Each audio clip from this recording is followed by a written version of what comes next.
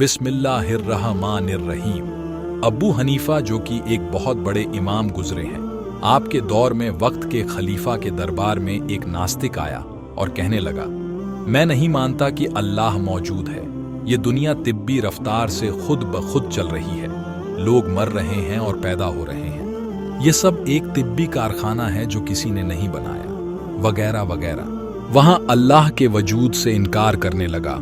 उसका दावा था कि खुदा मौजूद नहीं है और उसने चैलेंज किया कि जो वक्त का सबसे बड़ा आलिम हो उसको मेरे सामने मुनाजरे के लिए पेश किया जाए, ताकि मैं उससे बहस करूं और लोगों को यहां बता सकूं, जो कि एक गेबी ताकत को अपना मददगार बना चुके हैं। चूंकि दोस्तों, उस वक्त इमाम अबू हनीफा सबसे बड़े इल्म वाले आलिम ए दिन थे।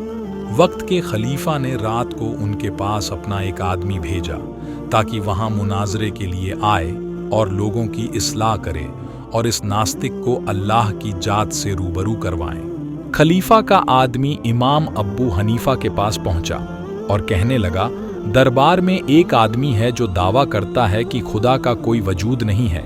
यहाँ कायनात खुद ब खुद चल रही है और आपको खलीफा ये वक्त ने मुनाजरे के लिए बुलाया है। इमाम अबू हनीफा ने उस शख्स से कहा कि तुम जाओ और इत्तिला देना, मैं आ रहा हूं। उस शख्स ने जाकर दरबार में कहा कि मैं इमाम साहब को इत्तिला कर दी है, वह थोड़ी ही देर में आ जाएंगे। दरबार अपनी शान ओ शौकत के साथ सजा हुआ था। बादशाह, वजीर, आम अहवाम और बड़े बड़े वोहदेदार दरबार में जमा थे। सभी इमाम अब्बू हनीफा का बेसब्री से इंतजार कर रहे थे। आधी रात गुजर गई लेकिन इमाम साहब का कोई पता न था। वहां नास्तिक शख्स दरबार में खड़े होकर कहने लगा, इमाम साहब अब तक नहीं आए हैं। लगता है इमाम साहब इस मुनाजरे से डर गए हैं। वह समझ गए होंगे कि कोई बहुत बड़ा फलसफी आया है जिसका मुकाबला में नहीं कर सकता। इस डर से वहां घर में छुप कर बैठ गए हैं। उसकी इस तरह की बात सुनकर खलीफा और तमाम दरबारी परेशान थे और वहां शख्स इतरा रहा था। रात का कुछ हिस्सा और गुजरने के बाद इमाम अब्बू हनीफा दरबार में आ पहुंचे। खलीफा वक्त ने ताजिम की जैसा कि उल्मा ए रब्बानी की जाती है। तमाम दरबारी खड़े हो गए। खलीफा ने इमाम साहब से पूछा कि आप इतनी देर से क्यों आए हैं? आदमी रात के शुरू होने पर भेजा गया था, तो फिर आप इतनी देर से क्यों आए हैं? शाही हुक्म था, इसकी तामील तो जल्द होनी चाहिए थी, फिर आपने इतनी ताखीर क्यों की?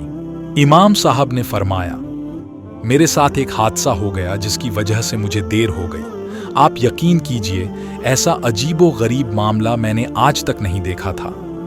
मैं हैरान हूं कि क्या किस्सा पेश आया। इमाम साहब ने यहां हादसा कुछ इस तरह पेश किया कि सारे दरबारी हैरान हो गए कि आखिर हादसा क्या था।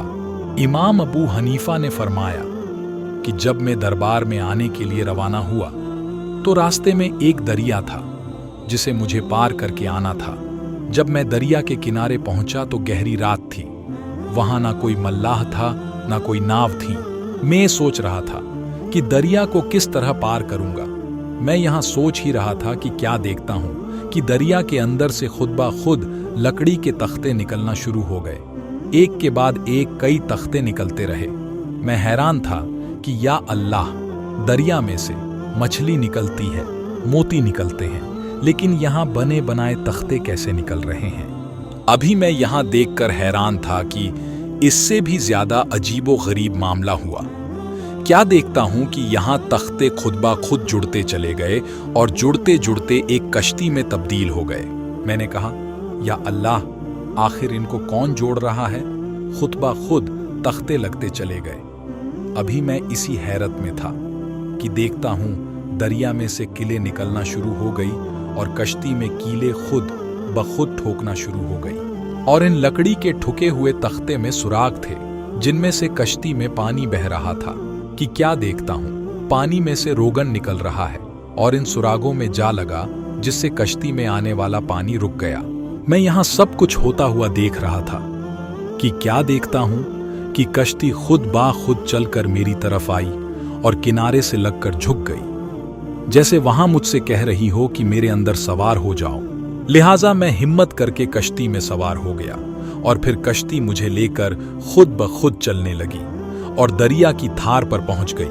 पानी उधर को जा रहा था और कश्ती इधर को जा रही थी, क्योंकि शाही महल इधर को थे। मैं हैरत से देख रहा था और सोच रहा था कि या अल्लाह, पानी के दूसरी जानीब बहाव के होते हुए कश्ती पानी के खिलाफ कैसे जा रही है। चनांचे कश्ती शाही महल के दरिया के किनारे आकर रुक गई, गोया मुझसे कह रही हो कि मंजिल आ गई है, उतर जाइए। तो मैं उतर गया। फिर देखता हूं कि कश्ती गायब हो गई। मैं घंटा भर इस किनारे सोचता रहा और घंटा भर उस किनारे सोचता रहा कि यह मेरे अल्लाह, यहां सब क्या माजरा है। इसीलिए मुझे महल में आने पर देरी हो गई। मैं अमीरुल मोमिनीन से मांजरत चाहता हूं कि मुझे आने में ताखीर हो गई, लेकिन मैं अब तक नहीं समझ पाया हूं कि मेरे साथ यहां क्या मामला हुआ।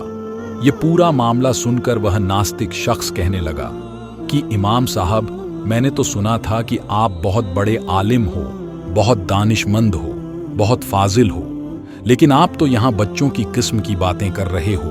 भला यहाँ कैसे मुमकिन है कि पानी में से तख्ते खुद ब खुद निकल जाए, खुद ब खुद किले जुड़ जाए, खुद ब खुद रोगन लग जाए, और कश्ती एक एक किनारे से दूसरे किनारे तक खुद ब खुद कैसे चल सकती है बगैर मल्लाह के? कश्ती कैसे किनारे लग सकती है? यहाँ सब कैसे हो सकता है? यहाँ कोई अक्ल में आने वाली बात है क्या? इमाम साहब, ऐसा कैसे हो सकता है भला? यहाँ सुनकर इमाम अब्बू हनीफा मुस्कुराने लगे और उस शख्स से कहने लगे, अच्छा, यहाँ बात तुम्हें नादानी और बेवकूफ़ी वाली लगती है? उस शख्स ने कहा, जी हाँ।